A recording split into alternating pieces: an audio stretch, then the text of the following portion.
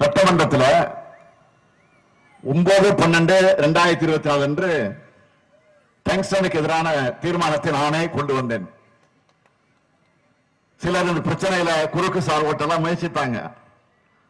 அது வேறு. நான் அந்த பிரச்சனைக்குள்ள அதையும் செல்ல விரும்பல, அரசியலாக்க விரும்பல. இது அரசியலே நான் நினைக்கல. இது நம்ம பிரச்சனை. ஆக இது அரசியல் பிரச்சனையை நான் கருதல. ஆனா மிக மிக தெளிவாக சொன்னேன். நான் ஒரு போர் பிரகடனத்தை அங்க வெளியிட்டேன். நான் இருக்கிற வரையில நிச்சயம் டங்ஸ்டன் அந்த கனிம வள சுரங்கம் வருவதற்கான வாய்ப்பே இல்லை. நாம் அனுமதி தந்தாதான் அதை உள்ள கொண்டு வர முடியும்.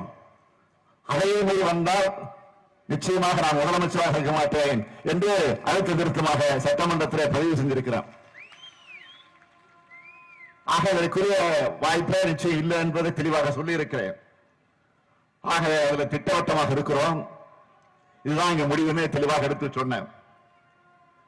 அப்படி ஒரு சூழல் வந்தா முதலமைச்சராக நான் இருக்க மாட்டேன் என்று சொன்ன போது கூட நம்முடைய அமைச்சர்கள், நம்முடைய சட்டமன்ற உறுப்பினர் எல்லாம் கூட ஏன் அந்த வார்த்தையை சொன்னீங்க, சொல்லியிருக்க வேண்டிய அவசியம் இல்லைன்னு சொன்னாங்க. எனக்கு அதை பற்றி கவலை இல்லை, பதவி பற்றி கவலை இல்லை, மக்களை பற்றி தான் கவலை, மக்களுடைய பிரச்சனை கவலை என்பதை தெளிவாக எடுத்து சொன்னேன். ஆக சட்டமன்ற தீர்மானத்தையும் மக்களாக இருக்கக்கூடிய உங்க உறுதியான போராட்டத்தை மதிச்சு ஒன்றிய அரசு இப்ப இந்த ஏழை அறிவிப்பை ரத்து பண்ணிருக்காங்க. இந்த நேரத்தில் தீர்மானம் நிறைவேற்றுவதற்காக ஆதரிச்சிருக்கக்கூடிய எல்லா கட்சிகளுக்கும் பல்வேறு கட்சிகள் உணர்வை வெளிப்படுத்தி இருக்கிறாங்க. எதிர்கட்சி, மாற்றுக் கட்சி, கூட்டணி கட்சி நான் பிரிச்சு பார்க்க விரும்பல.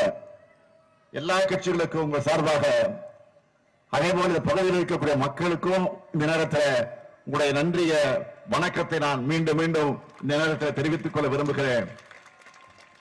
நான் ஏற்கனவே ஆட்சி பொறுப்பு ஏற்றபோது தெளிவாக சொன்னேன், இது என்னுடைய அரசு அல்ல, இது உங்களுடைய அரசுன்னு சொல்லி இருக்கிறேன். என்றுமே உங்களின் ஒருவனாக இருந்து என்னுடைய கடமையை நிறைவேற்றுவேன் என்று சொல்லியிருக்கிறேன். அது மட்டுமல்ல, முத்துவேல் கருணாநிதி ஸ்டாலின் என்று சொல்லிதான் நான் பதவியை ஏற்றுக் கொண்டிருக்கிறேன். அந்த அடிப்படையில் தான் அவர்கள் வெளியில் இருந்து ஆட்சியை நடத்தி கொண்டிருக்கிறேன்.